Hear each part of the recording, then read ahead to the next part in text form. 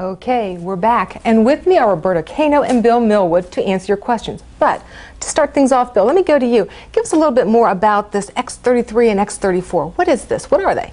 Well, thanks, Shelley. It's sort of like the cookie taste test. It's the final test for new materials. Once they're developed in the lab and then tested on the ground, the next step is to fly them. And the X33 and 34 do just that. They're both unpiloted test vehicles. The X34 flies at 8 times the speed of sound. That's about 100 times faster than your parents would drive a car. And the X33 flies even faster at 15 times the speed of sound.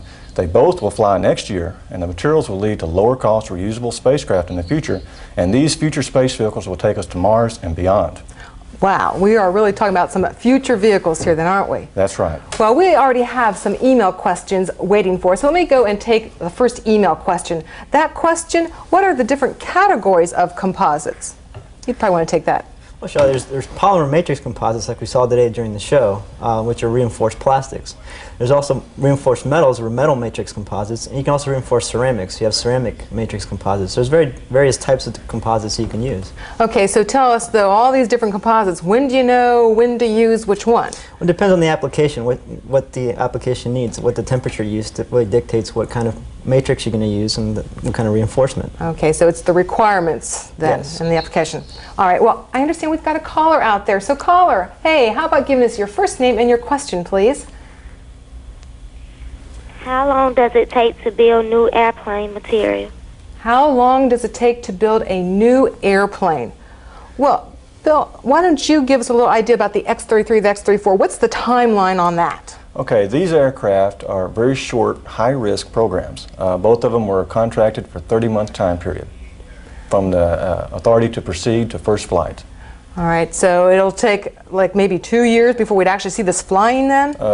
3 years. 3 years, Yes. 30 months type of thing. Okay, very good. That was an excellent question. Thank you. Well, I'm going to go back to the email because we've got a couple more email questions, but call in with questions if you have them.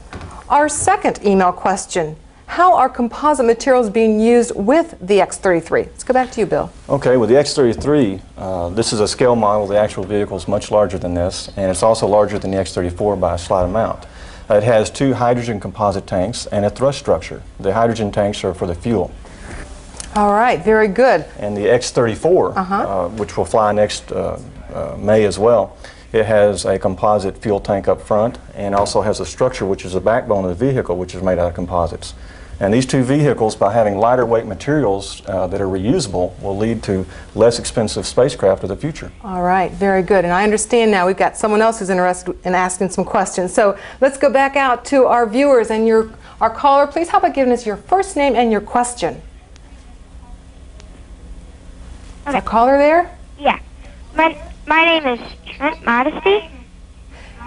Repeat the question again, please. Okay, and my question is, how did when you put your hand in that liquid stuff, how'd you get it so cold? Oh, okay. That's going back to where we saw Dr. Ted Johnson. He actually had some protective wear on, and he had put a flower in there, and that was, maybe you'd want to answer. Do you want to answer anything about that, what he was doing there? Well, he just stuck the flower in the liquid nitrogen, which froze it, and when he was pulling it apart, he was using a cryogenic glove, which protected his hand. Right, so he was doing a lot of safety there. All right. Let's just take one quick final email question and a quick response to this, please. What are some examples in our daily lives where composite materials are being used? Let's just have one of you. Well, one place where composites are used is in sporting goods, in tennis rackets, and other applications where you can use these types of materials.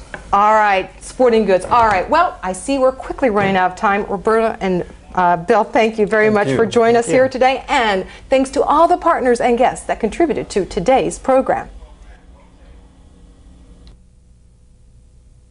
If you want to learn more about today's topic, visit our web panel of experts. And to try your own hand at becoming a production scientist, then jump into our online experiment, Secret Formulas. Finally, for a videotape copy of this NASA Connect show and lesson plans, contact CORE, the NASA Central Operation of Resources for Educators.